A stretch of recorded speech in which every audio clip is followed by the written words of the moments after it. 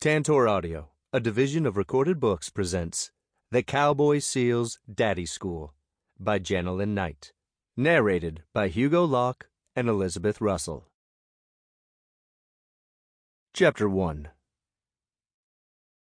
Slade Williams twisted the strand of barbed wire tight around the old mesquite post set at the edge of the flat bufflegrass pasture.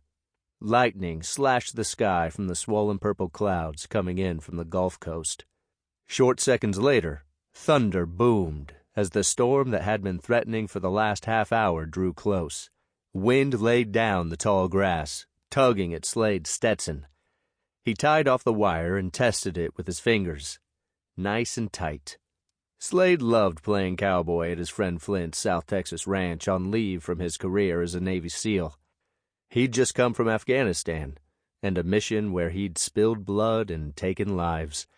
Memories that would stay with him forever. That came with the job, and he didn't regret it. A patriot, he served his country with pride. Here, where a day's problem meant a bull breaking through a fence, he could forget death and destruction.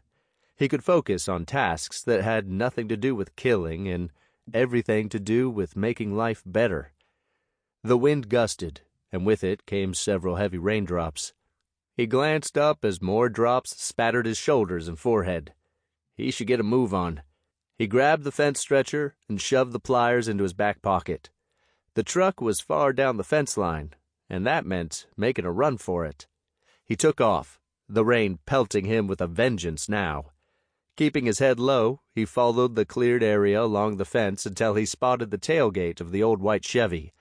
Rain poured off the brim of his hat, and he was soaked to the skin. He chucked the stretcher into the back of the truck and yanked the door open. Water streamed down the windshield, and he couldn't see out. Damn. He'd better hurry before it was too muddy to make it out on the unimproved pasture track. The dependable old engine roared to life, and he eased his truck into first, keeping the wheels from spinning in the already forming mud. The roar of the rain on the metal roof assaulted his ears. His phone rang, and he grabbed it from the dash, glancing at the screen. What the hell? Crossing his left arm over his chest to reach the gear shift, he stomped the clutch and put the truck in neutral again. What was his ex-father-in-law doing calling him? The man didn't like him, had never had 2 words to say to him the whole time Slade had been married to his daughter. After jabbing his finger in one ear to drown out the pounding rain, he punched open the call. "Peter, is everything okay?" Slade's heart pounded. Why wasn't Ashley calling? If something was wrong, it should be his ex-wife on the phone. "I'm sorry, Slade." His voice sounded shaky, rough with emotion. "Is Zoe all right? Tell me, Peter." Panic stabbed Slade's chest. He couldn't breathe. "Zoe's fine. She's here with us. It's—" He stopped, and Slade heard him suck in a breath. "It's Ashley. She and Jensen went to Switzerland for the opening of ski season. There was a storm, and their car went off the mountain. They didn't make it." His shaking voice trailed off at the end, as if he'd run out of strength. Slade smothered a moan. "No. How will Zoe cope? Peter, I'm so sorry. I'll get a flight up there as soon as I can book one. And I'd like to call Zoe tonight, if it's all right." "Of course." After giving Slade the information for the upcoming service, the heartbroken man ended the call. Slade returned the phone to the dash, his fingers fumbling the simple task. Ashley gone? He couldn't wrap his mind around the idea that the forceful personality who never let a detail escape her notice, the woman who was mother to his daughter, was gone forever. A pit opened in the center of his belly. Flipping on the wipers, he noted the water already pooled along the pasture drive. Damn, he couldn't afford to get stuck. Not now. He put the truck in first and eased his foot down on the accelerator, rueing the fact that the old vehicle had worn-out tires. He groaned when the wheels spun, but then they gained traction, and the vehicle moved ahead. Then it hit him. He was a single parent now. His pulse raced. He'd hardly been any kind of a father at all. Ashley made sure of that. She had left him when Zoe was an infant, and each of his visits to see his daughter had been more problematic than the last, until the trips to Greenwich, Connecticut had become further and further apart.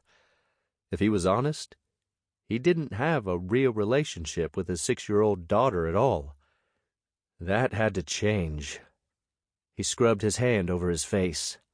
At the 8-year mark in his SEAL career, he'd been prepared to re-up when he returned to the sandpit. Now he was left with a decision he'd never seen coming. Did he give up the Navy, or did he turn his back on his daughter? Seated in a booth at the Blackbrush Cafe, Tina took a sip of her coffee. He's flying back to Greenwich in the morning. Zoe's staying with Ashley's parents. Poor little thing.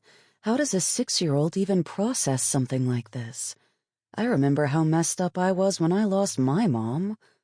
Morgan, one of Tina's best friends and the wife of Slade's friend Flint, sat across from her. Tina shuddered and picked up her coffee mug again, clasping it with both hands. The news about Slade had hit her hard. The fact that the Navy SEAL hadn't told her that he'd been married before didn't matter. The death of his ex-wife and her new husband, leaving Slade's daughter without a mother, was a terrible thing. Bailey, Flint's sister and Tina's other best friend, touched her shoulder. "I'm sure you're worried about Slade. He really meant something to you when you went out with him last year." Tina nodded. "We didn't have a lot of time with each other, but yes, I did care for him. I'm so sorry that this happened." The three women were seldom able to meet up on a Saturday, and Tina cherished their time together. Morgan and Bailey were both nurses at the hospital in town and rarely had the same weekend off. Tina took another sip from her steaming cup. Clinking silverware and the aroma of bacon surrounded her. The cafe never quit serving breakfast, and it was one of the things she loved best about the place. She sighed, considering Morgan's question. "Zoe will need help. This kind of trauma is going to rock her world." Some families were open to counseling for their children, and others were sharply opposed. She'd seen children in her class who hadn't had the benefit of therapy after suffering a tragedy and the havoc that had created in their lives. Maybe she should say something to Slade before he left. She hoped to help him and his little girl, though he would be going far away where she would never see him again. She should be used to him being distant. She hadn't had any contact with him since he'd quit answering her calls and texts. They'd met at the Barbed Wire Bar in town last year while he was visiting Flint, and had even gone on another date before he'd returned to his SEAL duty. They'd called and texted every day. However, after a few weeks, his contact had petered out. She'd liked the outgoing, fun-loving, sexy man, and had been incredibly disappointed when he began ignoring her. In truth, it had hurt, had reminded her of before. She shuddered, taking far too big a swallow of coffee and starting to cough. She still didn't understand. What had caused Slade to lose interest in her? When she'd realized that he had no intention of staying in touch with her, terrible feelings of rejection that she'd hoped were gone forever had come crashing down on her. Thank God she'd never slept with him. That would have made everything even more humiliating. She hadn't even been aware that he was visiting Flint and Morgan now. He had obviously marked her off his list of friends. Gnawing her lip, the remembered desolation from years ago threatening to resurface, she closed her eyes. Not again. I can't go through that again. Later that night, Tina wiped her sweaty palm down the thigh of her jeans. Damn, why was this so hard? It was just a phone call. And this was actually professional, in a sense. She'd be sure she kept it that way.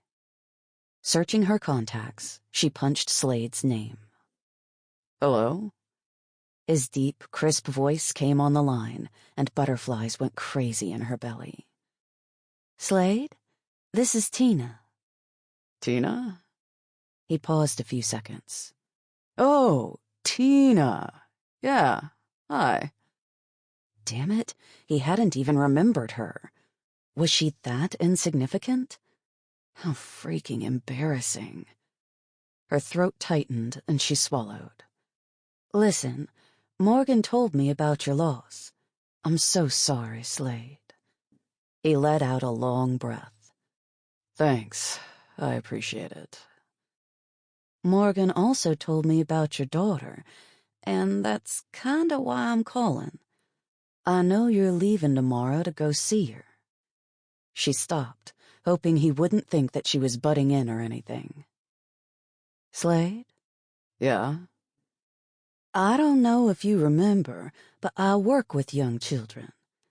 I hope you don't think that this is none of my business, but if there's any way you could take her to grief counseling, I think it would help. A child psychologist would be the person to speak to." "Oh, yeah, you're right. Thanks, Tina." After a few seconds, he asked, "How have you been?" "I'm great. Still teaching." God, how boring he must think she was. That was probably why he'd quit talking to her. Boring little Tina. Her heart sank and she squeezed her eyes shut. Damn it, her brain wouldn't work. "That must be very rewarding. Teaching kids is important. Listen, thanks for calling. I appreciate it." He sounded like he meant it. Her spirits lifted. Then she shook her head. What did it matter? The guy wasn't interested in her anymore. She just hoped he took her suggestion. Zoe would be in desperate need of the help.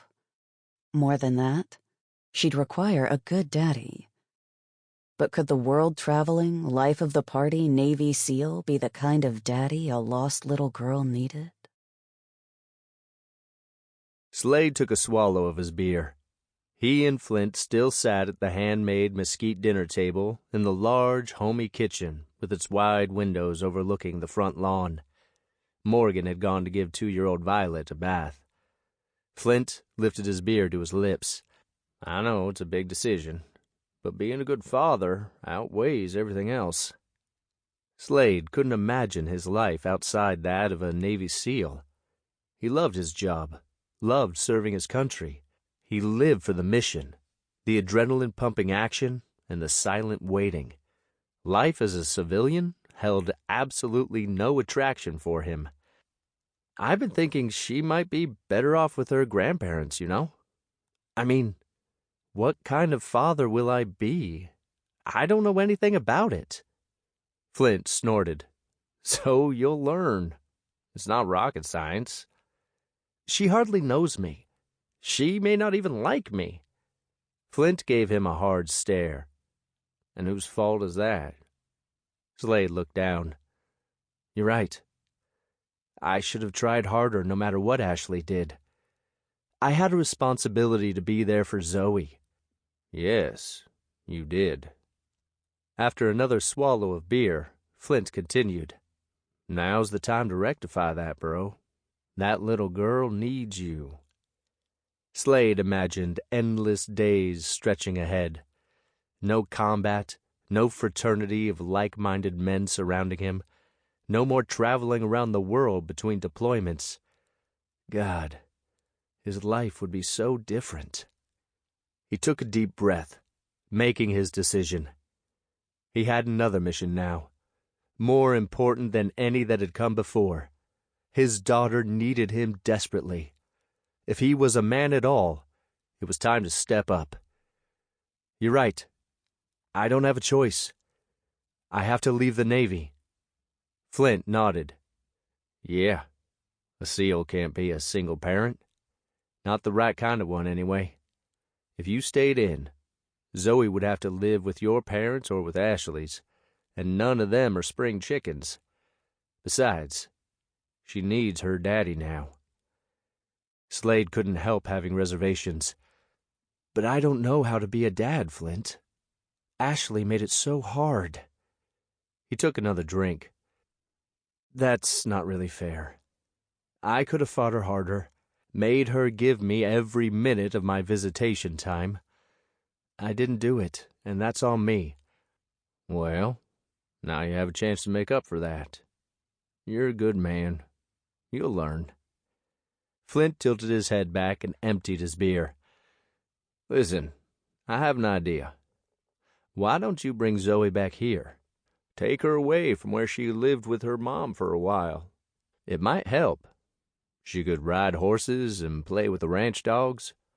Let her go to school here for a few months. Y'all could stay in the big hunter's cabin, so you'd have your privacy. What do you think? Bring Zoe to Texas? Was it a good idea to take her away from everything familiar, especially now? Who was he to make that kind of decision for her? Ashley would never let him do something like that. Wait a minute. Ashley's gone. I'm in charge of Zoe now. I could make that choice. He nodded. I think I'll take you up on that, buddy. Getting her mind off what's happened could be the best thing for Zoe at this point. Back in his room, he checked the time. It was 0700 hours in Afghanistan. He put in a call, requesting his exit from the SEALs. His commander was reluctant to accept his decision, reminding him that he would need to attend several sessions before he could officially process out of the Navy. Those exit meetings would remind him of the potential retirement he would be giving up, along with the salary and perks that went with being an elite soldier. Thankfully, with his accrued terminal leave, he could accomplish the meetings and accompanying paperwork where he was stationed in California without taking another overseas mission. With the call ended, he sat on the bed.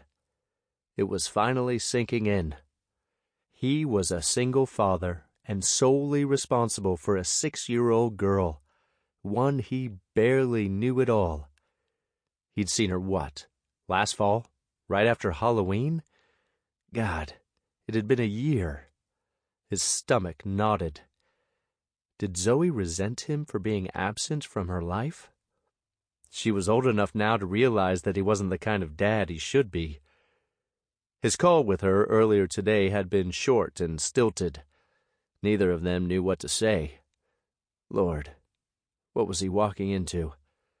Was he doing the right thing, taking custody of her? She might be happier with his parents. Ashley had made sure Zoe spent lots of time with them. Maybe living with a father who'd been missing in action most of her life would be the worst thing that could happen to Zoe. He flopped back on the bed, suddenly unsure of everything. Flint walked down the hall and glanced in at the open bedroom door. He stopped and stepped into the room. Something up? He rested his hands on his hips, eyeing Slade's sprawled body. Am I making the right decision? Zoe might be unhappy living with me. Flint shrugged. You're her dad. You two will figure it out. If it takes a little time, so what? Slade considered that. He would have lots of time once he processed out of the SEALs. He still wasn't sure what he wanted to do with the rest of his life. And he wasn't a quitter. He'd bet his daughter wasn't one either. Right. I've got this. Flint gave him a thumbs up and left the room. Slade was flying to California first to pick up his dress blues for the funeral, and some clothes that were a better fit for the affluent Greenwich culture that he'd grown up in. He'd have time to do the exit interviews then, too. Before coming back from Connecticut, he'd make sure he got Zoe's paperwork so that he could enroll her in school here in Blackbrush. Ashley's parents could help him with that. He sighed and sat up. Now, if only there was a daddy school for him. Chapter 2. Slade stood with stiff military bearing at Ashley's gravesite, his white cover with its dark brim and gold trim pulled low over his brow, The dress blues he wore were sharply pressed and adorned with his seal's insignia pinned above his chest candy. Zoe's small hand clutched his. It surprised him when she'd reached for him as they arrived at the beautiful mahogany casket covered in white roses. She was tiny for her age, built like her mother. Their meeting last night at Peter and Jane's house had been awkward, to say the least. Zoe had stood looking lonely and lost in his ex-in-law's expensively furnished living room in their secluded mansion in the tree-studded Greenwich countryside. He'd knelt and hugged her, and, at first, he'd worried she wouldn't reciprocate. Then, her slender arms had encircled his neck. He'd sat beside her on the sofa with his arm around her, which she hadn't seemed to mind. The four of them spoke of only the most polite, banal things. He'd wanted to comfort his daughter, knew he should give her strength to deal with her pain. But, God, how did one do that with such a silent, withdrawn child? After an hour, promising to come pick up Zoe in the morning before the funeral, he'd called a cab, glad to leave the suffocating miasma of grief behind. His own parents now stood in the crowd on the other side of the grave. His mother caught his glance and gave him a small smile of encouragement. He nodded slightly. His mother and father were also very fond of Zoe and spent quite a bit of time with her, Ashley having been close to them when he'd been married to her. They weren't any happier than Peter and Jane that he was taking their granddaughter to Texas. The pastor began a final prayer. Slade caught Zoe's gaze as she glanced up at him. He squeezed her hand and smiled. She tucked her chin to her chest and closed her eyes. The poor little thing. She looked so sad and confused. Had anyone explained what was going on to her? Wait, damn it. That was my job. Why didn't I think of it? Great dad there, Slade. He put his arm around her shoulders and drew her close. The pastor concluded the prayer. First Jane, and then Peter, laid their roses on Ashley's casket. He took Zoe near the edge and knelt. Now you go ahead. She stared at the beautiful spray of flowers draping down the side of the casket, but she didn't offer her rose. Would you like me to do it for you? He whispered. After a moment, she shook her head and raised her arm, inching closer. It was a stretch, but she laid her flower with the rest. Brave girl. He took her hand and led her away from the gravesite as he called a cab. She'd said goodbye to her grandparents that morning when he'd picked her up, to spare her the ride in the funeral home limo and all that went with it. Her bags were in the limo now. With help from one of the funeral home staff members, he retrieved them. Zoe waited quietly at the curb with him as the other guests found their cars or called cabs. Her long, dark brown hair was braided and arranged in a complicated swirl at the back of her head. She'd gotten her blue eyes from her mother. They were downcast now, but he was sure they were still deeply sad. What do you say we stop at McDonald's in the airport before we board, Smalls? I'm hungry. Smalls had been his nickname for her since she was born, and she didn't seem to mind that he still called her that. Zoe nodded, but didn't look up.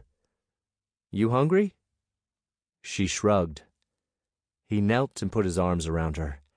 She must be shattered after this whole damned mess this morning.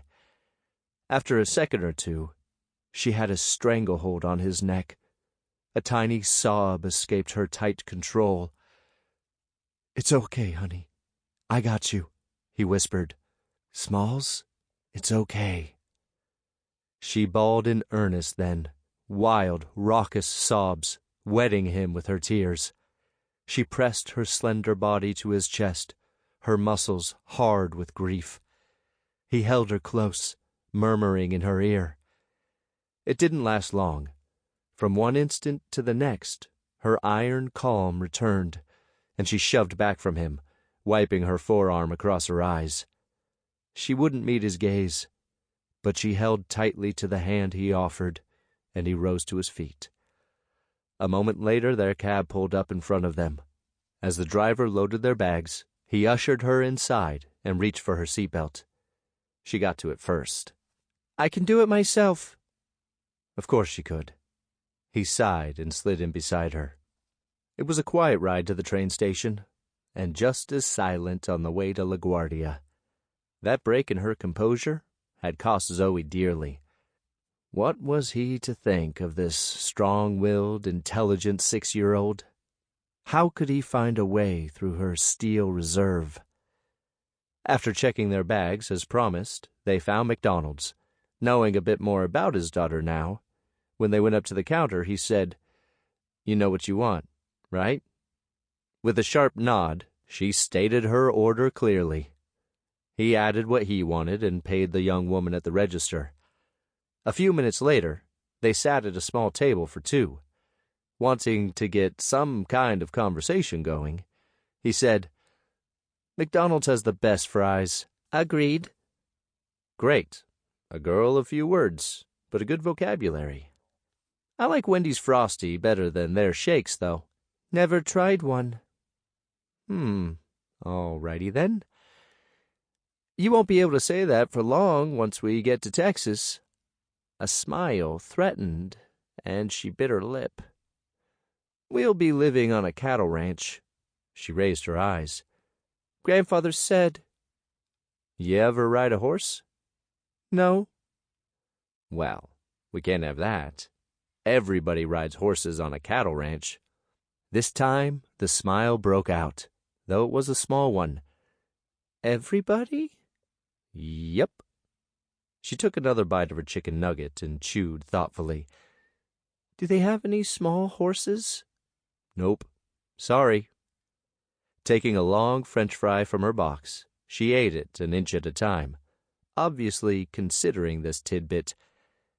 "Any kids there?" "A 2-year-old. She ride?" "Yep." He was almost finished eating. He'd been hungrier than he realized. Zoe kept her head down, focusing on the food in front of her. He'd give anything to be inside her head, hearing her thoughts. "Bet she has help." He grinned. "She does. Violet rides with her daddy for now, but she'll be on her own before long." "Knew it." Taking the last bite of his burger, he wadded up his wrapper. "So, you game for learning to ride, Smalls?" She raised her head, staring into his eyes. "I'll do it." "I'll teach you. You'll be safe, don't worry." She continued to stare at him, then nodded and picked up another chicken nugget. After a small bite, she pushed her food away. "I'm full." "We won't be spending all our time riding horses. You'll be going to school." She wiped her hands on her napkin without meeting his gaze. "I'm not going to school." "What the hell?" Yes, you are. You live on planet Earth. Kids go to school." "I don't want to." What was going on here? "Why not?" She was quiet a moment. "I just don't." Damn. This girl was going to keep him on his toes. He definitely needed advice, and fast. "Well, you don't have to go right away. We'll get you settled in first." She took a French fry and broke it into tiny pieces. Actually, she probably needed time to adjust to her loss. School could wait for a little while, and they should have some time to get to know each other, right? God, he felt so out of his depth. Who was he to think he could be a daddy? Tina took a seat at the huge antique table in the formal dining room at the Carswell Ranch. Bailey had said they were using it for Sunday lunches now that so many people attended. Flint and Morgan had already arrived with little Violet and were seated opposite her. Brian, Bailey's boyfriend, sat on their side as well. Griff, Flint and Bailey's dad, sat at the head of the table. Anna, their mom, walked in carrying a casserole dish. "Tina, I'm so glad you could come." "I wish you'd let me help." Oh, fiddle, your guess. Sample complete. Ready to continue?